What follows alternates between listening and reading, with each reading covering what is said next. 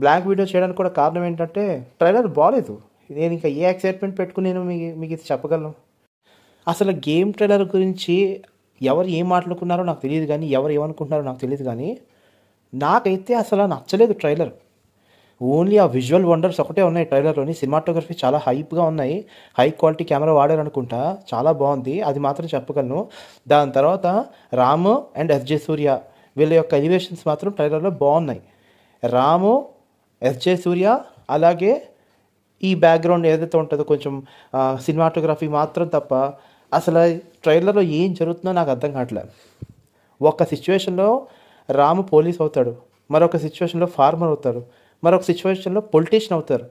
So Dasavatharam ఏమైనా చేస్తున్నారా నాకే అర్థం కావట్లేదు. దశావతారం సినిమా ఏమైనా చేస్తున్నారా, సీక్వెల్ ఏమైనా? ఇక్కడ శంకర్ యొక్క మార్క్ ఎలా ఉంటుందంటే, అంటే ఇప్పుడు ప్రజెంట్ ట్రెండ్లో శంకర్ మార్క్ ఎలా ఉందంటే, ట్రైలర్లు బాగుంటాయి. ట్రైలర్లు ఎంత ఎంత బాగుంటుందంటే హాలీవుడ్ రేంజ్లో ఉంటాయి ట్రైలర్లు. బట్ సినిమాకి వచ్చేసరికి మాత్రం బొక్కెట్టేస్తాడు. అలా అని చెప్పి శంకర్ ఏమైనా వేస్ట్ డైరెక్టర్ అంటే కాదు. ఒకప్పుడు చాలా బాగా తీసేవారు సినిమాలు. కాకపోతే ఇప్పుడు ఏంటంటే ఆ ఫామ్ అనేది లేదు, ఆ మార్క్ అనేది కనిపించట్లేదు. మీరు పాస్ట్గా రిలీజ్ అయిన మూవీస్ మీరు చూస్తే లైక్ భారతీయుడు 2, రోబో 2 వరుసగా ఫ్లాప్లు ఉన్నాయి. మరి రామ్ చరణ్ ఫ్యాన్గా నేనేం చెప్తున్నానంటే, సినిమా అయితే ఎక్స్పెక్ట్ చేయలేం బ్రో. అంటే ఏసీడీసీ అనమాట. అంటే చెప్పలేం. ఇప్పుడు శంకర్ డైరెక్షన్ కాకుండా ఇంకెవరైనా డైరెక్టర్ ఉంటే మాత్రం వెల్ అండ్ గుడ్, కొన్ని హోప్స్ అయితే ఉంటాయి. కాకపోతే ఇక్కడ శంకర్ డైరెక్టర్ కాబట్టి భయం. రామ్ చరణ్ ఫ్యాన్స్ కూడా చాలా భయం. So Ram Charan acting, S J Suryah acting గురించి మనం అసలు మినిమం పర్లేదు, ఎలాగైనా బాగుంటుంది. వాళ్ళిద్దరు కాంబినేషన్లు బాగుంటాయి. కాకపోతే ఇక్కడ తీసే విధానం బాగోలేనప్పుడు యాక్టర్స్ ఏం చేస్తారు అనేది నా థాట్ అనమాట.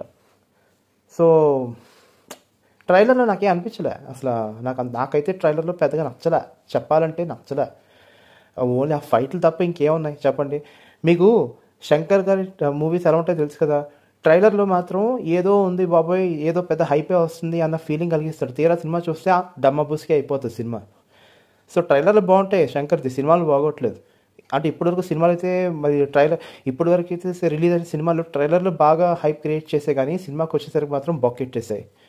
సో అదే విషయం మరి రామ్ చరణ్ విషయంలో కూడా జరుగుతుందేమో అని భయం వేస్తుంది. ఏదో చూపించాలి, ఏదో చెప్పాలనుకుంటున్నారు సినిమాలో. మరి మరొక భారతీయుడు 3 అవుతుందేమో నాకు అనిపిస్తుంది. ఎందుకంటే ఇక్కడ కూడా ఏంటంటే రాజకీయం, సోషల్ ఫ్యాంటసీస్, సోషల్ ఇవన్నీ దాని చుట్టూ తిరుగుతున్నాయి. నాకైతే నమ్మకం లేదు. చూద్దాం. జనవరి 10th కదా రిలీజ్ అవుతుంది గేమ్ చేంజర్. నిజంగా గేమ్ చేంజర్ మూవీ రిలీజ్ అయ్యి శంకర్ గారి ఫేట్ చేంజ్ అవుతుందేమో చూద్దాం. అంటే ఒక గేమ్ చేంజర్ మూవీ రిలీజ్ అయ్యి మొత్తం ఒక చేంజ్ ఓవర్ తెప్పిస్తారేమో చూద్దాం ఒకసారి.